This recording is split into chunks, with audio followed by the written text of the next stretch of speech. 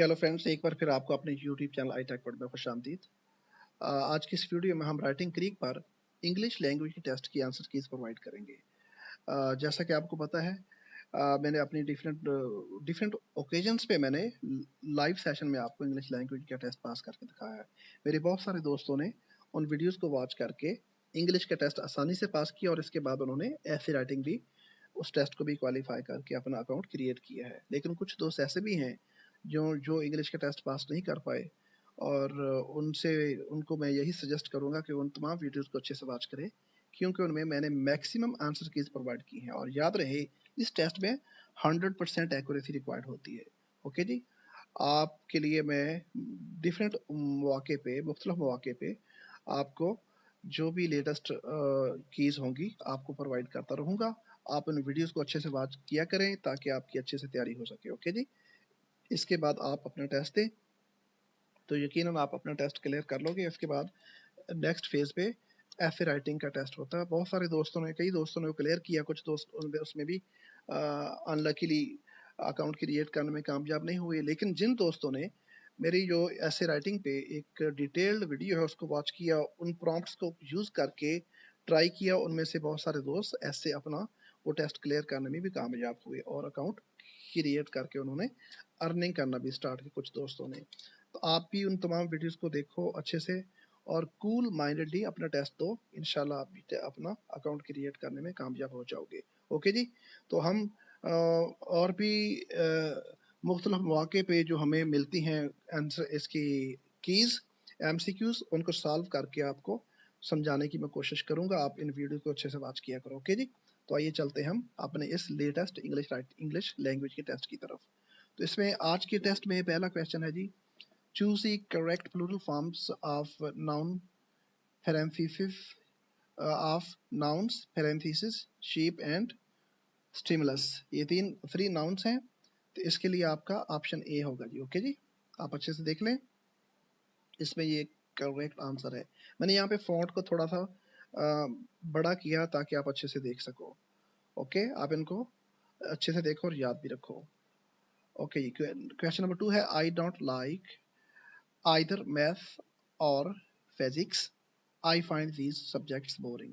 इसमें क्या आएगा? आइदर, और दूसरे में और आएगा। ओके जी, याद रहे इसमें कंजंक्शन आइदर और आएगा। ये जो स्टार्ट पे ये चूंकि नेगेटिव है, इसमें ऑलरेडी जो नेगेटिव है आई डोंट लाइक, तो यहाँ फिर उसके बाद आइदर आएगा। कुछ यहाँ पे दोस्त नाइदर लगा देते हैं, वो बहुत बड़ी मिस्टेक है। आप चैट जीपीटी का यूज करोगे, वो भी सम टाइम ये मिस्टेक कर देती है। ओके जी, इसको हमने एक्सपेरिमेंट करके देखे हैं, इसलिए स्टूडेंट्स फेल हो जाते हैं जो चैट जीपीटी का इस्तेमाल करते हैं। आप वीडियोस को अच्छे से वॉच करो, आपके लिए मैं पूरी तरह रिसर्च करके 100% एक्यूरेसी के साथ आपको आंसर कीज प्रोवाइड करने की कोशिश करता हूँ। क्योंकि इस टेस्ट में आपको एक गलती की गुंजाइश भी नहीं है, एक भी मिस्टेक करोगे आपका टेस्ट पास नहीं होगा। तो इसमें क्या आएगा? Either or. ओके जी, इज दैट क्लियर? तो नेक्स्ट है question number 3, this man he has been working as a miner for the last 20 years and now he is thinking about retirement or a long vacation। क्योंकि ये sentence जो है, इसमें आपको देखो यहाँ पे टाइम भी दिया हुआ है, आपके साथ इस पे पीरियड या अर्सा दिया हुआ है, तो इसमें ये होता है परफेक्ट कंटीन्यूअस में होता है। क्योंकि ये प्रेजेंट में है तो इसमें आएगा present perfect continuous has been. Okay जी, इसमें क्या आएगा? Has been working. आप इसको अच्छे से देख लें, ये ऑप्शन सी आएगा जी, has been working. This man has been working as a minor for the last 20 years, ये प्रेजेंट परफेक्ट कंटीन्यूअस बनेगा। ओके जी, and now he is thinking about retirement और अ लॉन्ग वेकेशन। इसमें common sense है, चूंकि देखो इसमें यहाँ प्रेजेंट है तो इसमें भी प्रेजेंट परफेक्ट कंटीन्यूअस ही आएगा। ओके जी, तो इसमें ऑप्शन सी आएगा। Is that clear? Okay, let's move to the next question. Question 4, James enjoys baking pastry but he dislikes making macarons। इसमें देखें ऑप्शन बी आएगा बेकिंग, और दूसरे में क्या आएगा?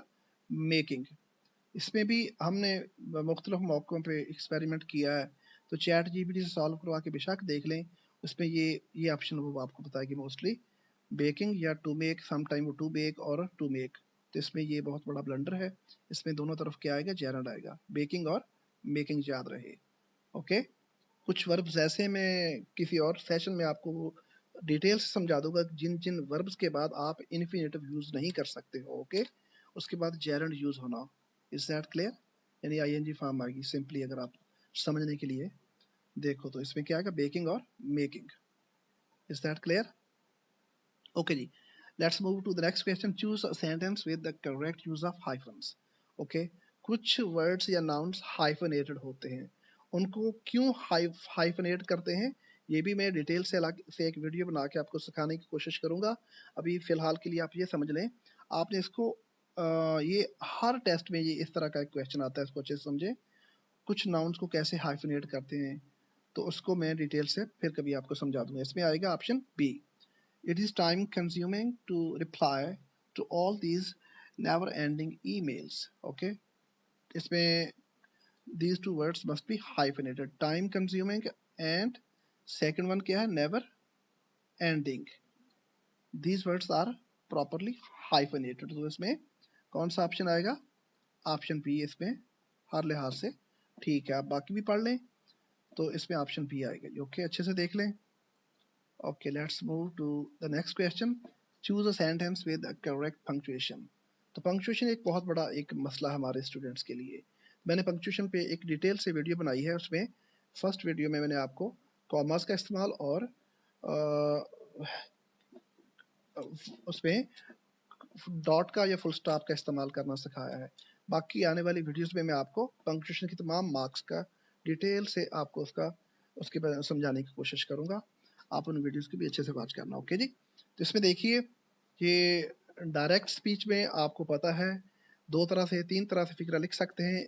सम टाइम रिपोर्टिंग स्पीच पहले आता है, उसके बाद single comma, reporting comma, then उसके बाद आप लिखते हैं रिपोर्टेड स्पीच। ओके जी, और कुछ आप इस तरह भी लिख सकते हो, पहले रिपोर्टेड स्पीच और उसके बाद रिपोर्टिंग। अब यहाँ पे रिपोर्टेड स्पीच पहले लिखा, आपको पता रिपोर्टेड स्पीच पे इन्वर्टेड कॉमास होंगे। ये जो डबल कॉमास हैं इनको क्या बोलते हैं, अच्छे से देख लें, इन्वर्टेड कॉमास। ये जो डबल कॉमास है, एक ये और एक इस तरफ, ये जो कॉमास है इनको बोलते हैं इन्वर्टेड कॉमास। और जब ये रिपोर्टेड स्पीच में होता है, याद रहे आप reported speech some time reporting पहले होता है और रिपोर्टेड स्पीच बाद में होता है।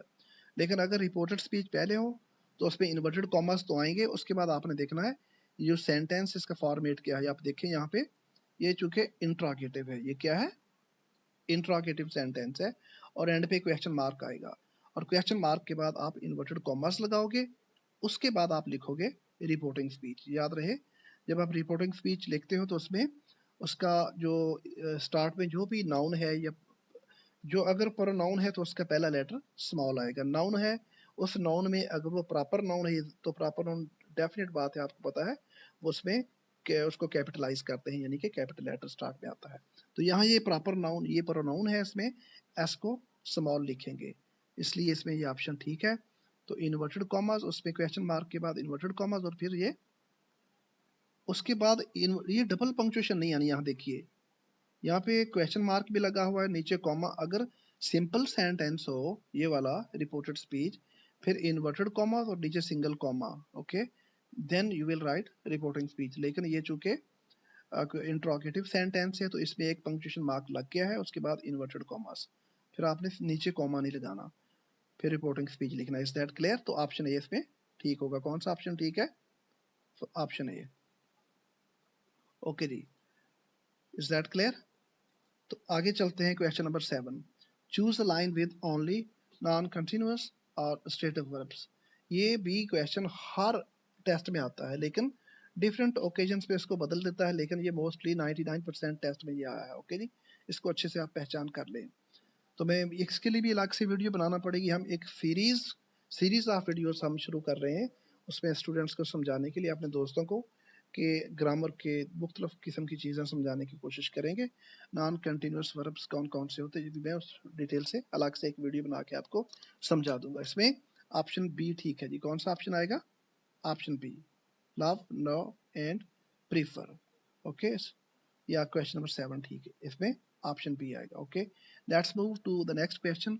If they were living near the sea they could go to swim. इसमें ऑप्शन ए आएगा। Is that clear?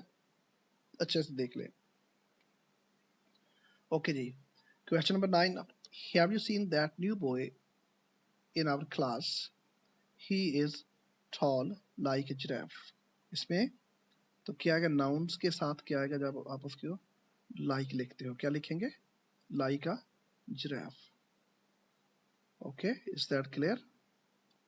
ओके, तो he is tall like a giraffe, ये नाउन है चूंकि, तो नाउन के लिए क्या है, लाइक आता है। अगर वर्ब्स हो तो फिर एस आता है। बहुत सारे फ्रेंड्स एस लिख लेते हैं, वो मिस्टेक हो जाती है, बहुत बड़ी मिस्टेक। तो आपने क्या लिखना है, यहाँ पे लाइक लिखोगे। Is that clear? ये ऑप्शन ठीक है जी। Okay, let's move to the next question. He complains very often, but he has in fact nothing to complain about. इसमें ऑप्शन बी आएगा जी, बहुत इजी है, आप देख लें बाकी ऑप्शंस भी, इसमें ऑप्शन बी आएगा जी। Let's move to question number 11। My boyfriend is so clumsy, I wish he were more careful.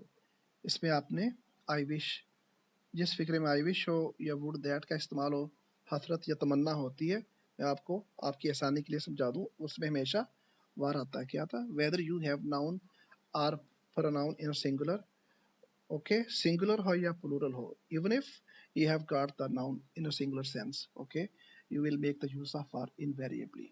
हाँ, आपके पास नाउन या प्रोनाउन सिंगुलर ही क्यों ना हो, यहाँ पे आपने क्या लिखना, आपने वार का इस्तेमाल करना है। इसको अच्छे से समझ लें, क्या आना है, वार, ये वाला ऑप्शन इसमें आएगा, वार।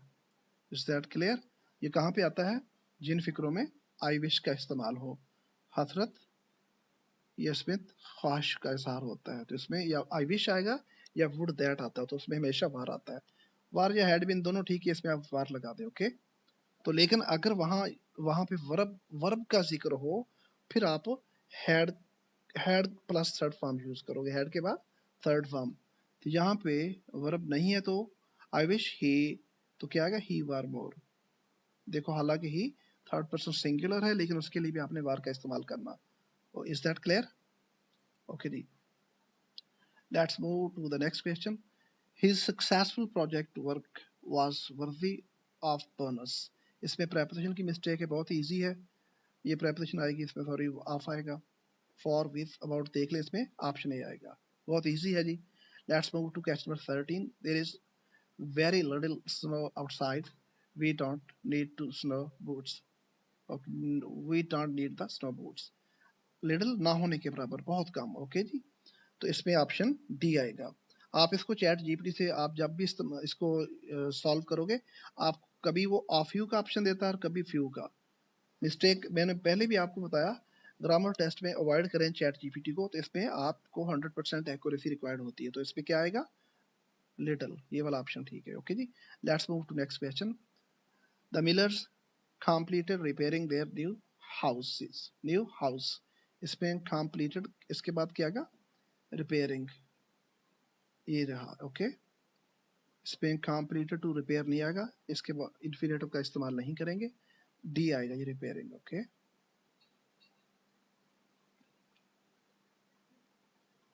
Okay, question 15। You should have received a copy of the contract at the email address you provided the day after you signed। क्योंकि ये पास्ट में है, तो इसमें क्या, should have plus should have के बाद थर्ड फॉर्म आनी है, ओके। आपको कॉन्ट्रैक्ट की एक कॉपी ईमेल कर देना चाहिए थी। चाहिए थी के लिए बात, पास्ट के लिए आपने शुड हैव के बाद थर्ड फॉर्म यूज करते हो। अगर प्रेजेंट में हो, इन केस मैं आपको उर्दू में समझा दूं, अगर आप कहते हो कि आपको ईमेल की, कॉन्ट्रैक्ट की एक कॉपी ईमेल कर देनी चाहिए, तो वहां ना शुड के बाद फर्स्ट फॉर्म आती है, ओके। तो आना था यू शुड रिसीव, वसूल करना चाहिए, ओके, सॉरी, वसूल करना, शुड के बाद फर्स्ट फॉर्म आनी चाहिए थी। लेकिन ये चूंकि बात पास्ट में हो रही है, चाहिए था के लिए आपको रिसीव होना चाहिए थी, तो उसमें क्या आएगा, शुड हैव के बाद थर्ड फॉर्म यूज करोगे। You should have received a copy of the contract at the email address you provided the day after you signed, okay. इसमें शुड हैव के बाद ये पास्ट पार्टिसिपल यानी थर्ड फॉर्म आएगी। Is that clear? Okay जी, let's move to the next question. The planets Jupiter and Mars are a part of our solar system। अब अच्छे से याद रखें, हमेशा जब कोई भी मैं आपको उर्दू में समझा दूं, अजराम फल्की की बात हो, प्लैनेट्स हो, उसमें इसका प्लैनेट्स का जब भी जिक्र करें तो उसमें आपने इनको कैपिटल लिखना है। ओके, अपर केस में लिखेंगे जुपिटर एंड मार्स। उसके बाद सोलर सिस्टम भी हमारे उसी अजराम फल्की का हिस्सा है, तो इसमें भी इसको आप अपर केस में लिखोगे। Is that clear? बहुत ईजी है, जिसको हमेशा ज़हन में रखें, ये क्वेश्चन भी बहुत सारे टेस्टों में आ चुका है। ओके जी, तो आपने इसको गौर से देख लें। Number 17, no way am I going to refuse an offer like that. इसमें ऑप्शन ए आएगा, अच्छे से देख लें, ये भी बड़ा इजी है।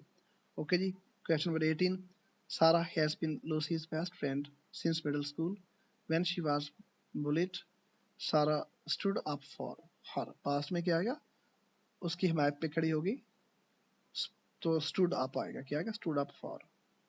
Is that clear? ये भी बड़ा इजी है, बाकी भी आप चेक कर लें। Number 19, Dave put his foot in his mouth when he called his new girlfriend by his ex name. इसमें क्या आएगा, put his foot in his mouth। Okay, ये एक इडियोमेटिक फ्रेज है, इसको आप देखें, ऑप्शन सी आगे अच्छे से देख लें, सारे चेक कर लें उसमें। ये भी 3-4 टेस्टों में आ चुका, बहुत ही इंपॉर्टेंट है, अच्छे से इसको देख लें। Let's move to question number 20, James has driven this old car for 10 years। Okay, present perfect में क्या आएगा, हैज के बाद पास्ट पार्टिसिपल आएगा, थर्ड फॉर्म। इसको अच्छे से देख लें। Okay, let's move to the next one. In the Fitzwilliam museum you can see paintings and sculptures from the middle ages. Medieval art is truly fascinating. इसमें full stop है, तो यहाँ पे मेडिवल का एम बड़ा आ जाएगा। बहरहाल चलो खैर, टाइपो मिस्टेक है, तो यहाँ पे आपने क्या करना, दोनों में आर्टिकल द आएगा। फिट्जविलियम म्यूजियम हिस्टोरिकल बिल्डिंग्स के लिए आपने आर्टिकल वे का इस्तेमाल करते हो, दा का। ओके जी, तो मैं फिर कभी आपको सिखाऊंगा कहाँ पे इसको दा प्रोनाउंस करते हैं, कहाँ पे दी करते हैं। Okay, this article is pronounced by two ways. दो तरह से इसको प्रोनाउंस करते हैं, सम टाइम इसको हम दा बोलते हैं, सम टाइम दी। ये डिटेल से कभी समझाऊंगा आपको। इसमें क्या आएगा, यहाँ पे ये इसमें भी आर्टिकल दा आ जाएगा और यहाँ पे भी दा आएगा। Okay, let's move to the next one. I would rather take a taxi. It is more comfortable and faster। इसमें ऑप्शन सी आएगा जी, would rather take। had better के बाद अगर फर्स्ट फॉर्म होती तो वो भी एक सूटेबल मैच बन सकता था, लेकिन यहाँ पे had better के बाद बेयर इन्फिनेटिव तो है, लेकिन फर्स्ट फॉर्म नहीं, ये गलत है, ये मिस्टेक होगी। यहाँ पे ये भी मिस्टेक है, और ये भी had better to, had better के बाद बेयर इन्फिनेटिव होता है, टू नहीं आता, तो इसमें ऑप्शन सी आएगा जी। Is that clear? You would rather take. Is that clear? Let's move to the next one. Walking down the street, she lost her shawl। इसमें प्रेजेंट पार्टिसिपल स्टार्ट में आता है, walking down the street ING form start में आती है। मैं आपको आपकी आसानी के लिए उर्दू में समझा देता हूँ। जब कोई काम ऑलरेडी हो चुका हो, जिसमें करके या करने के बाद उसका कॉन्सेप्ट हो, तो शुरू में आपने प्रेजेंट पार्टिसिपल लिखना होता है। मैं और भी एग्जांपल देता हूँ आपको उर्दू में। आप अगर कहते हो खाना खाकर वो सो गया, या आपने यूनिफॉर्म पहनकर वो कॉलेज चला गया, तो क्या आएगा स्टार्ट में, वेयरिंग यूनिफॉर्म, फिर आप कॉमा लिखोगे, ही वेंट टू कॉलेज। यहाँ पे क्या है, walking down the street she lost her shawl. नीचे गली में चलते हुए उसने अपनी शॉल खो दी, तो इसमें प्रेजेंट पार्टिसिपल स्टार्ट में आ गया। Is that clear? ओके जी, let's move to the next one. When Chao came to the office his secretary had already arrived. इसमें past participle, sorry past perfect आएगा इसमें। तो इसमें भी मैं आपको समझा दूं, पास्ट में, पास्ट परफेक्ट में अगर कंपाउंड सेंटेंस हो तो उसमें जो दो काम हो चुके होते हैं आमतौर पे, तो जो काम पहले कंप्लीट हो उसको आपने पास्ट परफेक्ट में लिखना है, और जो बाद में उसको पास्ट इंडेफिनिट में। आपको यहाँ पे इसको थोड़ा सा आइडेंटिफाई कर देता हूँ। यहाँ पे क्या आएगा, इसमें had already arrived, past perfect यहाँ पे आ जाएगा। अब इस सेंटेंस पे गौर करें, इस सेंटेंस में ये जो कंपाउंड सेंटेंस है पास्ट परफेक्ट का है, तो इसमें जो काम पहले कंप्लीट हो उसको उसी टेंस में यानी पास्ट परफेक्ट में ही लिखेंगे। ये देखो यहाँ पे his secretary had already arrived यहाँ पे आ जाएगा, और जो काम बाद में कंप्लीट हो उसको सिंपल पास्ट में या पास्ट इंडेफिनिट में लिखते हैं। तो इसमें क्या, आप इसको अगर ट्रांसलेट करने की कोशिश करो तो ये क्या बनेगा, when Zhao came to the office, जब Zhao ऑफिस आया, his secretary had already arrived, उसकी सेक्रेटरी पहले ही पहुंच चुकी थी। कौन सा काम पहले कंप्लीट हुआ, सेक्रेटरी के पहुंचने का, तो इसको पास्ट परफेक्ट में ही लिखेंगे। और कौन सा काम बाद में हुआ, जो के ऑफिस में पहुंचने का। तो रूल आप समझ लें, पास्ट परफेक्ट में कंपाउंड सेंटेंस में जो काम पहले कंप्लीट हो उसको पास्ट परफेक्ट में ही लिखते हैं, यानी हैड के बाद आपने पास्ट पार्टिसिपल यानी थर्ड फॉर्म लिखनी होती है, और जो काम बाद में कंप्लीट हो उसको पास्ट इंडेफिनिट में लिखते हैं। Is that clear? अब यहाँ पे देखो, केम, केम जो है ये कौन सी फॉर्म है, आप इस पे अगर आप इसको गौर करें तो ये जो केम है ये कौन सी फॉर्म है, पास्ट सिंपल पास्ट है, सेकंड फॉर्म है। और हैड अराइव्ड को गौर से देखिए, इसमें हैड के बाद पास्ट पार्टिसिपल, ये पास्ट परफेक्ट होता है। तो ओके जी, इज दैट क्लियर? तो इसमें आप देख लें, इसमें जो काम पहले कंप्लीट हुआ उसको पास्ट परफेक्ट में लिखेंगे, तो ऑप्शन बी ठीक होगा। Let's move to question number 25। Choose a sentence with the correct punctuation. तो ये पंक्चुएशन का बहुत बड़ा एक अलमिया है, तो मैंने पंक्चुएशन, अब हम इसको भी कंसेक्टिवली कुछ वीडियोस में अपलोड करूंगा, तो उसमें आपको पंक्चुएशन को डिटेल से समझाने की कोशिश करूंगा। आप उसको लेक्चर जरूर लीजिएगा, वो वीडियो जरूर देखिएगा। तो हम ऑनलाइन क्लासेस भी कंडक्ट कर रहे हैं और शुरू हैं, तो उसको भी ज्वाइन कर सकते हो, लेकिन आपकी आसानी के लिए आप फ्री में वीडियोस वॉच करें, आप इंशाल्लाह पास कर लोगे test. Choose a sentence with the correct punctuation. देखें इसमें ऑप्शन सी आएगा जी, तो इसमें ऑप्शन सी आएगा, ये आपका करेक्ट है जी। I like eating chocolate ice cream, यहाँ पे देखें क्या है, कॉमा उसके बाद कोऑर्डिनेटिंग कंजंक्शन, ये बिल्कुल ठीक है। My boyfriend likes vanilla cake. आपको पता होना चाहिए, जब हम दो इंडिपेंडेंट क्लॉज को मिलाते हैं विद द हेल्प ऑफ, मैं दोबारा आपको हाईलाइट करके दिखा देता हूँ, इसमें बड़ा इजी सा एक रूल है कॉमे का। When we combine two independent clauses with the help of coordinating conjunction, तो वहां पे कॉमा आना है। Is that clear? अब ये देखो, एक कॉमे का इस्तेमाल है, साथ ये एंड कोऑर्डिनेटिंग कंजंक्शन भी है। मैंने आपको वो कॉमे वाले पंक्चुएशन वाले लेक्चर में डिटेल से समझा है। एंड क्या है, कोऑर्डिनेटिंग कंजंक्शन है। तो ये भी एक इंडिपेंडेंट क्लॉज है और दूसरी भी इंडिपेंडेंट क्लॉज है। जब हम दो इंडिपेंडेंट क्लॉजेस को आपस में मिलाते हैं तो वहां पे कोऑर्डिनेटिंग कंजंक्शन आता है और कॉमा आता है। Is that clear? और इंडिपेंडेंट क्लॉज कौन सी होती है, ऐसी क्लॉज जो a clause that can stand alone, जो अकेली इस्तेमाल हो सके as a sentence, that is called an independent clause. Is that clear? Okay, let's move to the next one. I wanted to eavesdrop on the conversation but I could not hear their muffled voices through the door। ये बहुत easy है, इसमें कौन सा आएगा जी, muffled, option C बिल्कुल ठीक है। Is that clear?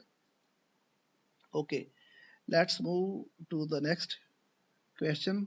I've been writing poems since I was 7 years old। इसमें क्या आएगा, I was 7 years old। Okay, ये भी इजी है जी। Let's move to the next one. The more authority he says he has, the less reasonable he becomes. Okay जी, इसमें दोनों तरफ कंपैरेटिव डिग्री आती है, ये कंपैरिजन के लिए। इसमें दोनों तरफ आपने आर्टिकल दी का इस्तेमाल करना है, आर्टिकल द और कंपैरेटिव डिग्री। इधर भी आर्टिकल द और साथ कंपैरेटिव डिग्री है, देख लें। The more authority he has, the less reasonable he becomes। ये भी बड़ा इजी है, इसको देख लें। तो इसको भी मैं डिटेल से आपको जब हम एडजेक्टिव वाले लेसन को पढ़ेंगे तो आपको समझा दूंगा। ओके जी, question number 29। Anna saw a man pointing a gun at another man and called the police। इसमें क्या आएगा, pointing। इसमें सा वर्ब है, वर्ब कौन सा है, सा। तो वर्ब के बाद जाहिर सी बात है यहाँ पे क्या इस्तेमाल करेंगे, pointing as a gerund। Is that clear? इसमें वर्ब आ गया तो उसके बाद आपने ये यूज करना, Poynting. Anna saw a man pointing a gun at another man and called the police। बहुत इजी है ये भी। Let's move to the last one, ये ऑलमोस्ट आखिरी है जी, 30, क्वेश्चन नंबर 30। इसको आप गौर से देखिएगा। ओके जी, आखिरी है जी। Postmen's salaries are really low in our city। First men's चूंकि प्लूरल है और इसमें अपॉस्ट्रोफी आएगा जी, कॉमा, उसके बाद एस, ये रहा। ओके जी, इसको अच्छे से देख लें, ये अपॉस्ट्रोफी कॉमा होता है और एस, ये कब आता है? पोसेशन के लिए, मलकियत के लिए। ओके, तो वहां हमने इसको इस्तेमाल करना है, नाउन का सिंगुलर हो या प्लूरल हो। First means salaries are really low in our city, इसको ऐसे यूज करेंगे, तो ऑप्शन ए इसमें ठीक होगा। तो फ्रेंड्स, ये तो थी आज की वीडियो, इसको देख लें, इसमें ऑप्शन ए आएगा।